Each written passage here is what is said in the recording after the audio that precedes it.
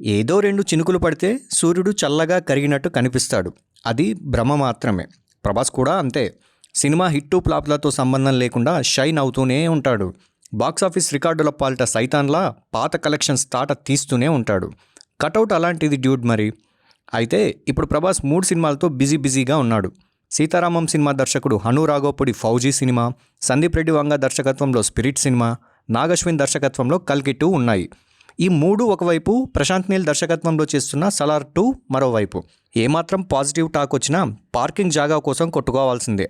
నేటి రోజుల్లో ప్రతిదీ పాన్ ఇండియా సినిమాగా చెల్లమని అవుతున్నాయి.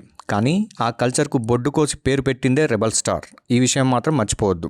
ఇప్పుడు ప్రభాస్ చేస్తున్న ఏ సినిమా కూడా 500 కోట్ల బడ్జెట్కు రూపాయి కూడా తక్కువలో లేదు. అంటే క్యాల్కులేషన్స్ ఖచ్చితంగా పండితే రూపాయికి 3 రూపాయలు నిర్మాతలు జేబులో వేసుకోవాల్సిందే. ఈ 4 సినిమాలు కూడా ఒకదానికి మించి మరొకటి అనేటట్టు కనిపిస్తున్నాయి. రెబల్ స్టార్ డైహార్డ్ ఫ్యాన్గా ఏ సినిమా అన్నిటికంటే ఎక్కువ బ్లాక్ బస్టర్ అవుతుందో కామెంట్స్ చేయండి.